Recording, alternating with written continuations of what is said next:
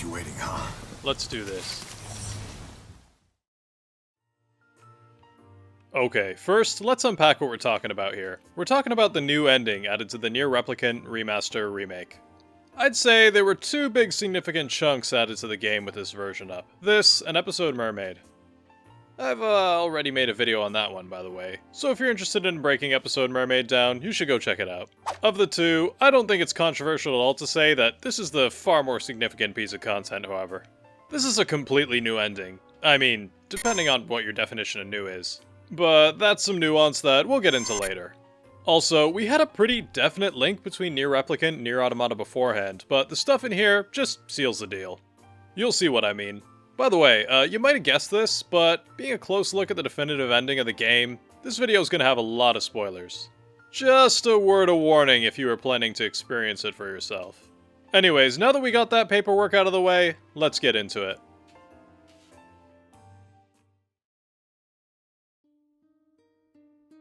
So first it might be prudent to mention where exactly this new content slots itself into the game. Being the new definitive ending, you might have guessed it shows up right at the end, in which case you'd be right. You most likely know how this goes. At the end of Route D, you fight Kaine and put her down. After that, you're given a choice. You can either kill Kaine, or sacrifice your existence so she can be free of Tyrant's possession, and live out a normal life in a world you slowly condemn to extinction and ruin.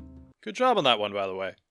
You know what goes down after this point. Your save file vanishes into the wind, and you watch it slowly delete itself in front of your eyes, like when you had to free up blocks on your GameCube memory card for them big boys back in the day. You get booted back to the title screen, which now has a flower on it as a reward. A heavy price to pay, but hey, you did it for a good cause, right? This is where the original game ends. Maybe it's even where your Replicant version 1.22 playthrough ends, if you didn't know to keep going. I mean, imagine a world where you didn't have the internet, and you didn't have instant confirmation by checking online that there was in fact an ending E. Well, I guess one of the things you could do is check out the trophies. Not on PSN, of course, it'd just be hidden, but scrolling down the list, something, kinda sticks out. Yeah. That picture with the E is kinda blatantly obvious, but what's with the trophy name? Seriously, did you just hammer fist the keyboard 3 or 4 times and then call it a day? I don't know if the trophy name and description, both starting with the letter E, is a cool coincidence or if it's intentional. Well, dear viewer, watch this. Let's translate the trophy name from hexadecimal to UTF-8. Don't worry if you didn't understand what I just said. I don't even understand what I just said, but roll with it. What comes out is Kyoku Saba, which means memory server. Okay, what about the trophy description? Hikari ga mieru, which is like, I can see a light. These might seem like some cool buzzwords, but keep them in mind for later.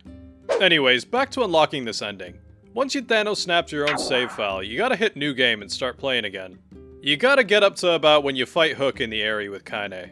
You know how this goes. You stomp the boss out, Kaine's laying on the floor on the other side of the area. You make your way over to her, expecting to see the greatest cutscene in the history of video games. Yes. You and I are friends now. When suddenly... Come on.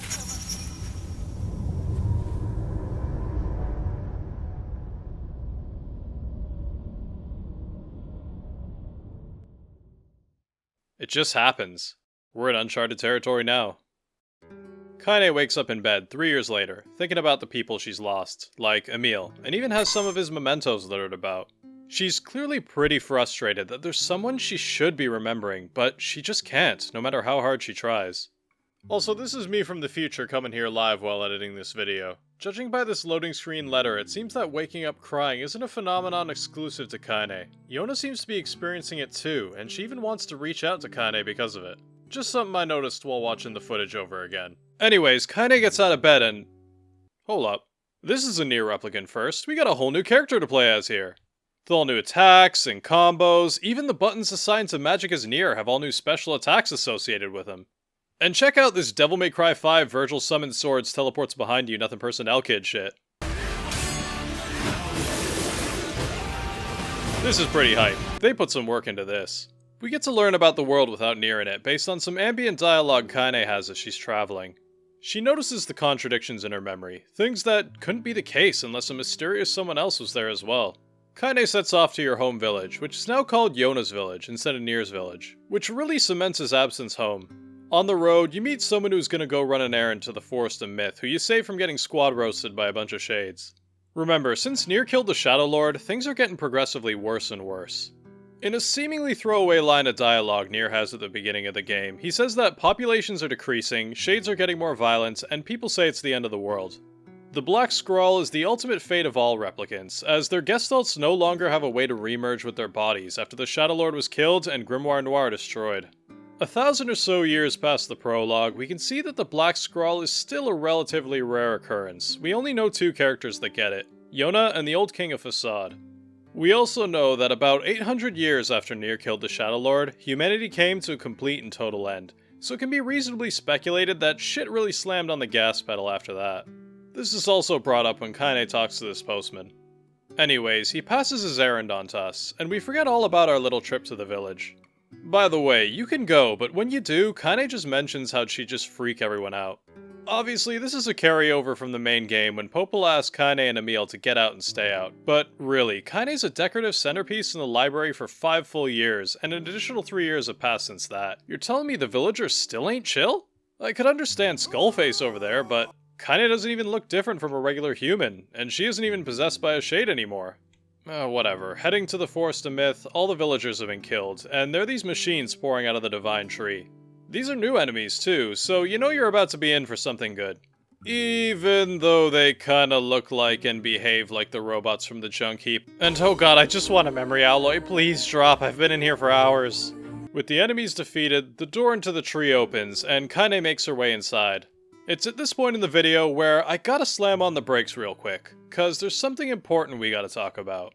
If you watch my NieR Iceberg video, you might know where this is going. We gotta read.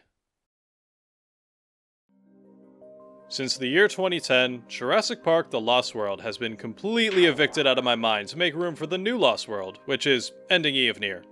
Now you might be thinking, you just said 2010, and NieR Replicant version 1.22 came out in 2021. Right, yeah, well what if I told you that Ending E was actually originally released in a book called Grimoire NieR? Yeah, well, it's true. The reason I'm bringing it up is because I think there's a great opportunity to do some comparison work here. If you've played Ending E, which, I mean, you probably did if you're watching this video, but I mean if you haven't, don't click away or anything, because we're about to break some ground here, then you know there's things in NieR Replicant's Ending E that couldn't have possibly have been in Grimoire NieR's version. So easy, let's compare the two. Only one issue. The translation is incomplete, to say the least. The document available to read on the NieR Wiki is, quote, a rough translation taken from Chinese forums and blogs, and it's a bit light.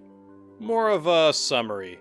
Look, here's the thing, I don't just want to spend half of this video parroting back the events of a plotline you've already experienced. I'm trying to add stuff, break it down, you know, analyze it. And this summary just ain't enough for that. So... Fine. I'll do it myself. Now that I've read the original novella in Japanese in its entirety, I'll be doing some comparisons where I feel the novella differs from the game as we go along. Sound? Sound. Alright, let's resume. So how about up to the point where we are now, with Kaine entering the Forest of Myth? Well, interestingly, the novel starts off in media res, with Kaine waking up in sweats near the Eyrie being a 2 days earlier flashback. Kaine also does a bit more questioning in the novella as to what happened to Tyran, as in her perspective he just kinda disappeared. As well, Kaine thinks over what Devila and Popola told her about Project Gestalt, whether she believes it, and whether she did the right thing in killing the Shadow Lord. Remember, by the way, since NieR disappeared from existence, that's something she thinks she did, so the supposed guilt from possibly ending the human race kinda falls on her shoulders. It clearly troubles her, but she decides she doesn't care. Not in an edgy sort of way, more of like a I'm not too thrilled about this whole being alive thing anyways sort of way. Other than that, we're pretty spot on as far as differences between the novel and the game go, so let's continue. Kaine rolls up into the Deku Tree, and she immediately starts hearing a pair of voices who know everything about who she is and what she's done. In the novella, this is only a single voice, but there's a very good reason as to why that's become two, and we'll get to that in a second.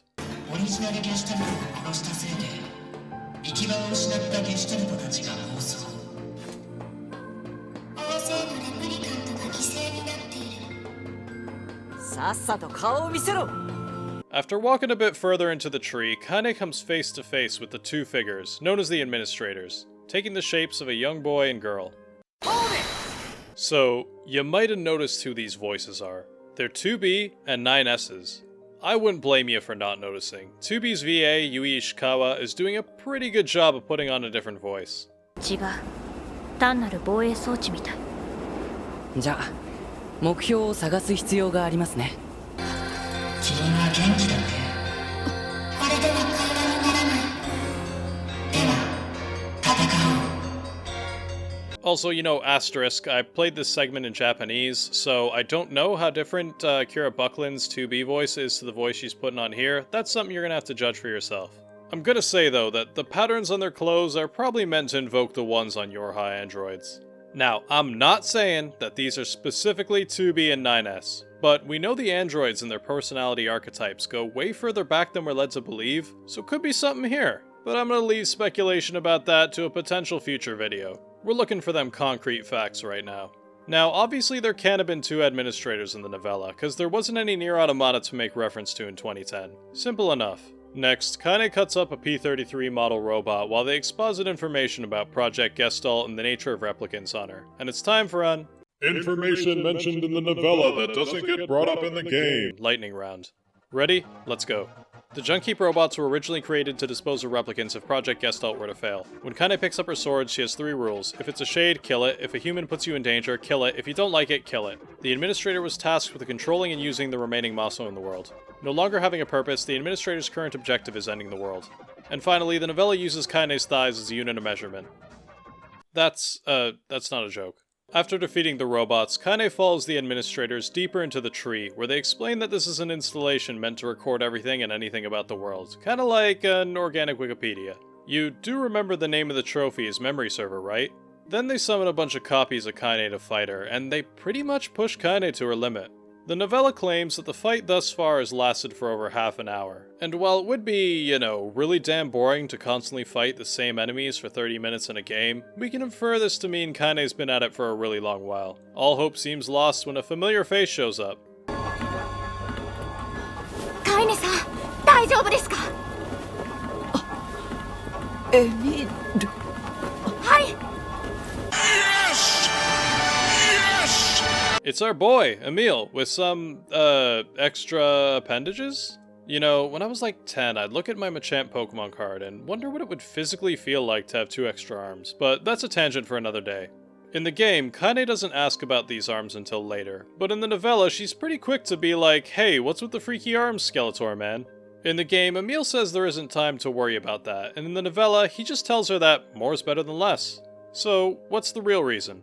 The actual answer is, if you read the NieR novella Around the World in 80 Days, you know our boy didn't exactly have the easiest time reforming his body. Going into the full thing would understandably take too long. So let's just say that 1 or 2 magical mishaps later, and 2 extra arms isn't the worst mistake you can make when it comes to putting yourself back together.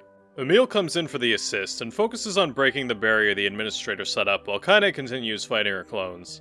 All the while, their voices taunt her, saying they're impressed with how far a replicant like her has come. And, I mean, they're not wrong. Given that Kaine's immense strength and ability to use magic was something given to her by Tyran, she does seem to be keeping pace pretty well. Again, we turn to the novella, which states that when Tyran left, Kaine lost her ability to use magic, but her ability with a sword and, quote, abnormal physical strength remained. I'm just gonna assume they're stretching this to explain why she can still literally disappear, swing her swords faster than the eye can see, and KO like 6 shades at once. It ain't my job to decide the limits of that. Like I said, it's Maso, I ain't gotta explain shit. Furthermore, she says that using magic was never really her thing, so she's not too negatively affected by its absence. Now, while NieR was strong, a lot of his power came from the fact he had Grimoire Weiss to back him up, while Kaine is currently completely sans magic.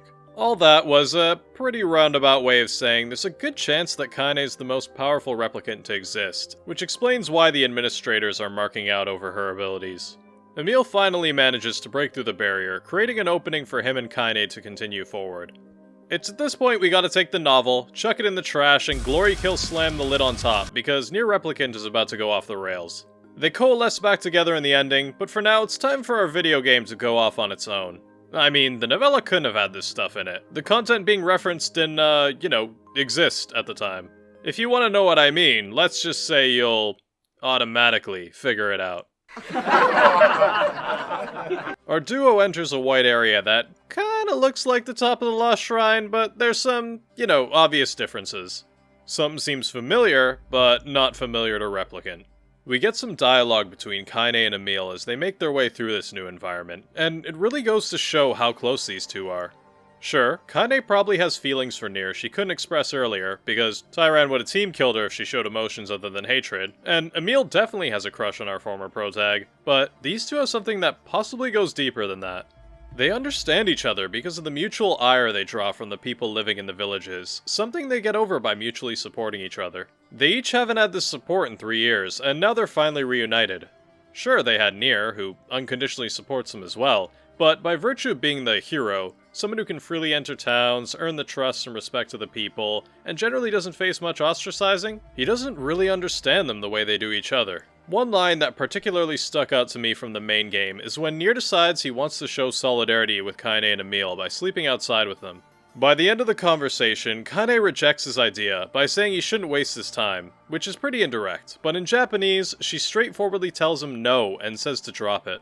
Whether that's because she sees it as a meaningless gesture and she doesn't want to subject NieR to a needless burden, or she genuinely doesn't want to compromise the one-on-one time she has with Emil, a time where she shows a more vulnerable side of herself, noted when she tells Emil to shut up because she's got an image to maintain, is a decision for you to make.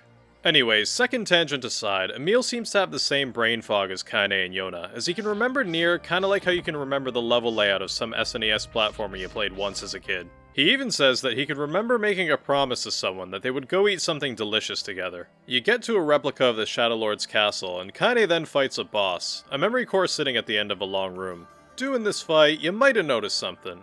A boss at the end of a hallway that doesn't retaliate when you reach it, having to cross a long room dodging patterns of projectiles a total of 3 times. Yeah, you might have noticed that this fight is pretty similar to the final fight with the Shadow Lord at the end of a regular playthrough. Something to keep in mind is who we're trying to bring back right now. This core represents the world's memories, as well as Kaine's memories, something that's been sealed away.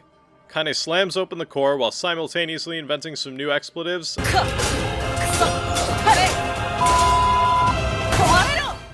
and the screen fades white.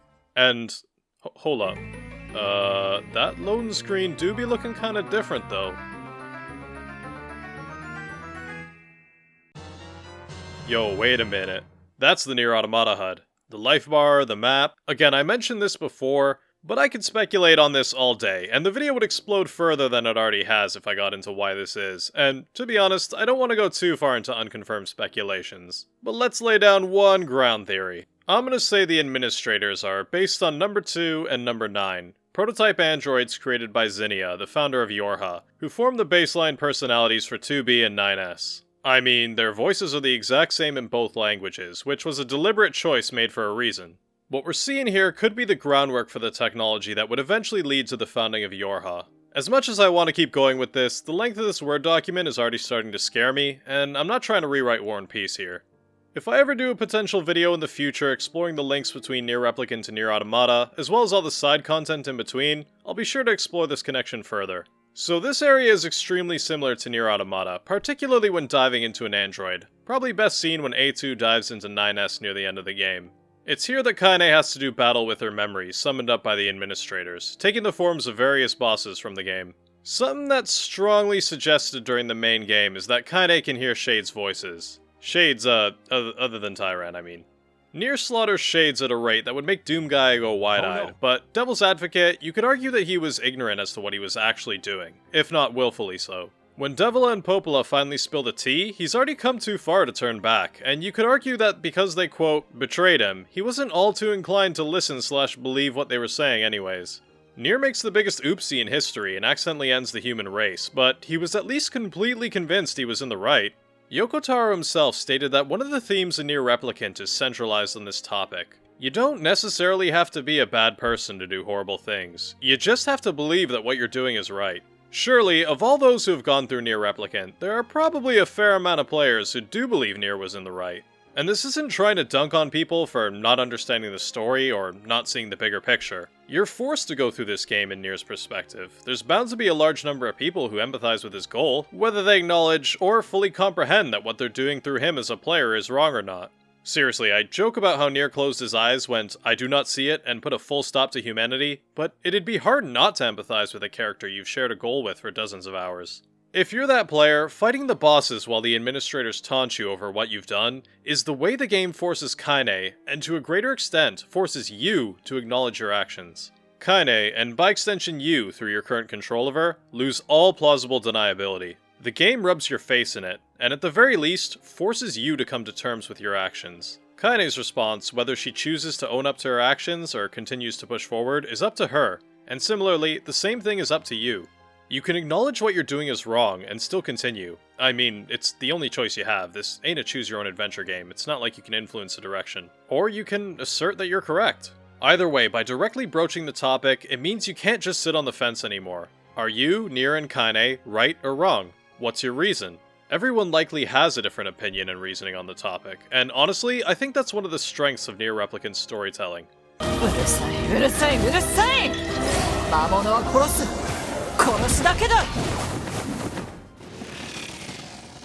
Time to switch gears back to the story again.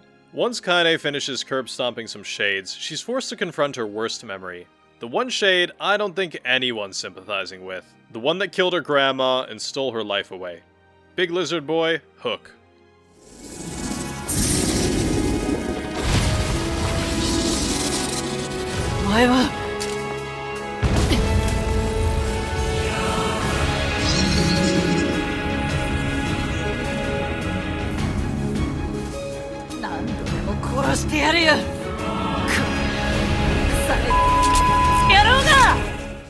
Kaine puts up a good fight, but she's getting her shit pushed in. Hook is a lot tougher this time around, since the administrators gave him a few enhancements. All the while during the fight, she's shouting that she can't remember that certain someone, even though it's on the tip of her mind. Hook summons up weird shadowy versions of the villagers from the area, who taunt and insult her just like they did back in the day. That's pretty harsh, man. All in all, Kaine's pretty much neck deep in her worst nightmare right now. Just like before with the clones, all hope seems lost, and Kaine's pushed to her limit when another assist comes in. Hey everybody, it's Grimoire Weiss, who didn't disappear, apparently. Or maybe lives in the data space. I don't know, and he's come here to help Kaine out. Though, he can't resist throwing a little shade at her in his entrance. Grimoire Weiss's magic has this, digital style effect to it applied for this boss fight, and it's all brand new. This might be a personal opinion, but I think it looks hella cool. They didn't have to do this, but it gives a nice flair of visual personality.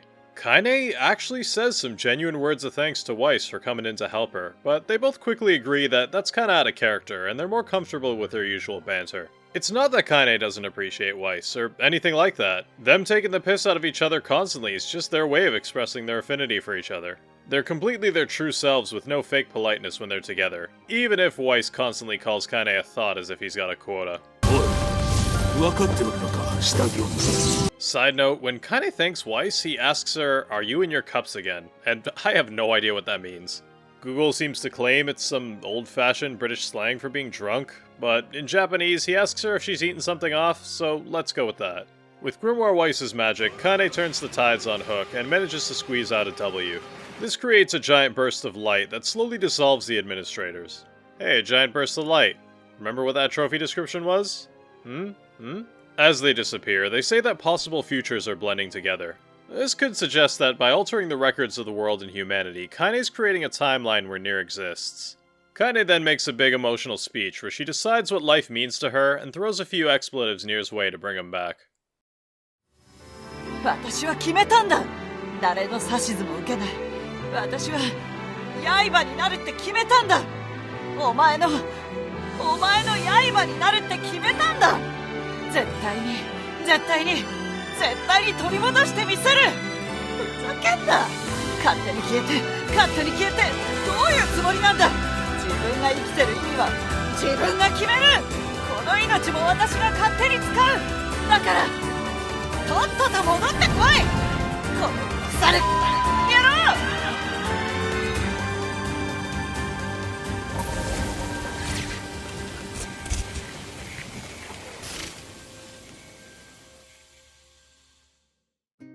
You then have to input the name you used for your own save file. You know, the one you deleted after ending D. This is a good way of giving the player a sense of control over the action, same way they got it when they had you input the name to delete it. But fellas, you know someone, somewhere on this wide green earth, One single person got to this point and realized they'd completely forgotten what they named their save file. And there ain't a single walkthrough or strategy guide on the planet that can help you with that. Weiss disappears again, and maybe it's for real this time. I don't know, he's done this before, you know how he is. Speaking of timelines blending together, this is when the book reconvenes with where we've ended up. Kaine calls NieR back, and a giant lunar tier flower sprouts up from the ground. Kinda reminds me of the imagery from when the tower sprouts up in NieR Automata. Now, I know what you might be thinking. Giant flower? Ah yes, Drakengard 3. Oh yeah, it's all coming together. Look, here's the thing, I could be wrong, but I'm fairly sure this isn't the same flower as the one in Zero's Eye. Simplest reason why, the novella has this specific flower scene, and it was written in 2010, before Drakengard 3 was a twinkle in anyone's eye. Now, I'm not saying they're not thematically related. There might be some common imagery of flower equals beautiful thing equals evil going on here. It's just too suspicious that not only NieR Replicant and Drakengard 3 have giant flowers in them, even NieR Reincarnation got in on that party. The camera zooms in on the middle of the flower where Kaine's holding onto NieR. I'm gonna be real with you, full transparency. When I first read the novella back when, NieR in my brain was always associated with old pancake-faced Papa NieR. Cause, I mean, you know, that was the only version of him our Square Enix overlords allowed us to play at the time. All that is to say, when this cutscene played and she was holding Twink NieR, I had a small brain turn-off moment, even though it makes a lot more sense for it to be Kid NieR in retrospect. Kaine makes another big speech, and with that, Ending E comes to a close. You did it. You're done. NieR Replicant is forever finished. You get your old save file back, so now you can suffer trying to get that trophy for harvesting a lunar tier flower or something. Great. Epic. You can go back to the title screen, and there's a new option in the menu. It's just a short thank you message from the cast, but hey, it's a nice touch. では、改めて。プレイヤーの皆さん、このゲームをプレイしていただき、せーの。本当に、本当に、ありがとうございました。